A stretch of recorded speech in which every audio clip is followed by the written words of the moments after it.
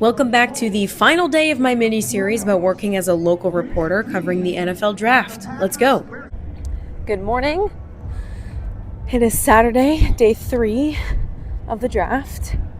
I'm out for my morning dog walk and walking past the draft footprint. I think it opens up earlier today. There are tons of fans walking towards the entrances. So I'll go into work later this afternoon. And day 3 of coverage continues.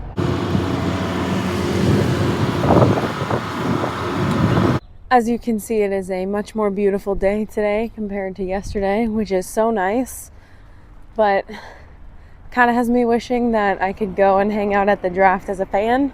That's one of the things that stinks about this job, is that sometimes you don't get to experience it as just a person, because you're working it, which, if that's my biggest complaint, then I think I'm doing pretty well. But it would be fun to go in and have a drink, have some food, and actually do some of the activities in there. Just absolutely gorgeous today. I wonder how much different, if yesterday would have been any different had we had this weather. I don't work until this afternoon, so I decided to get my workout in, go to the gym, get my body moving and the serotonin flowing. Once I'm home and I'm ready for work, I have my lunch and my Coke, of course, and I'm listening to some pump-up music because I'm very tired and trying to get myself excited and wake myself up. And now heading into work, there are a lot more cars on the neighborhood streets I noticed today than there have been the last couple of days. I think it's because it's obviously such a beautiful day outside. And it's also Saturday, so it's the only day of the draft that isn't during a weekday, so I'm kind of assuming there's going to be more people today.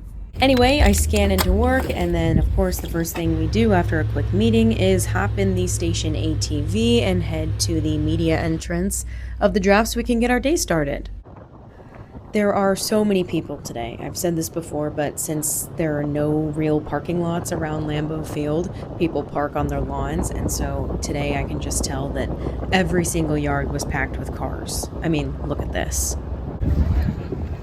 Guard has loaded up the wagon. Ready for day 3? Yeah. Let's do it. Feel fancy with this.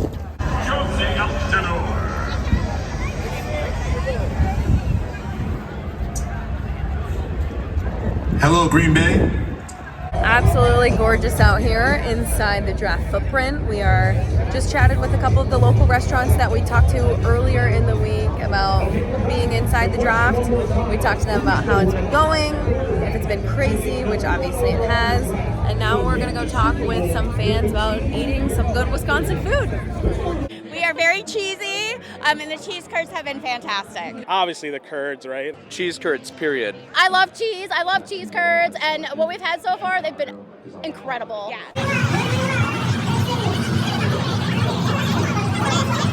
Look who I ran into!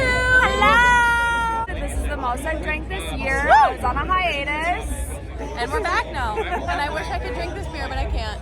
Mwah. I was pretty blown away by how many people there were today, and also how many people were still interested in watching the late round picks, which I mean is cool, but look at the size of this crowd watching that.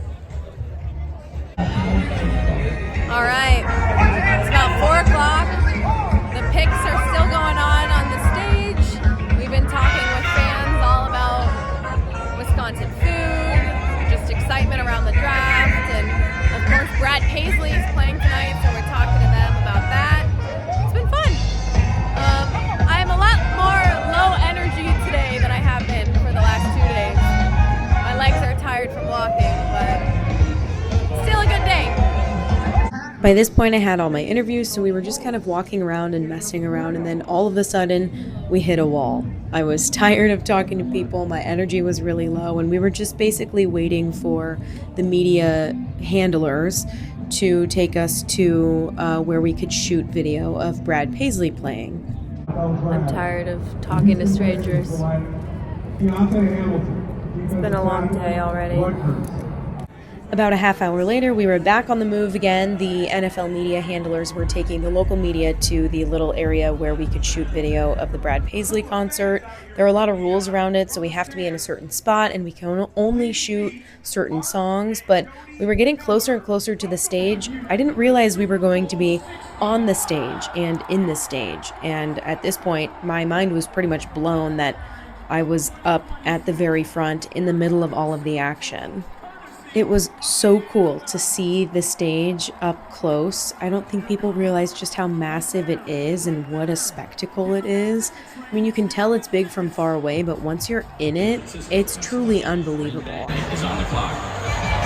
Before Brad Paisley was coming on stage, of course, they were finishing up with the draft picks, and it was really fun to see that up close. And of course, had to get the Go Pack Go song in there.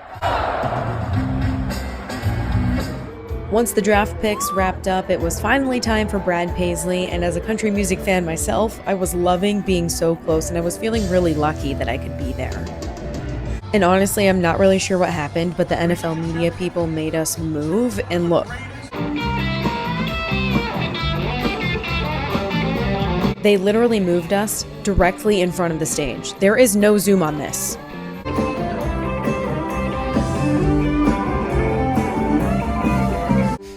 And now I feel silly for saying I wished I could be at the draft as a fan, because if I was there as a fan, I would have never had this experience and gotten to see Brad Paisley up this close.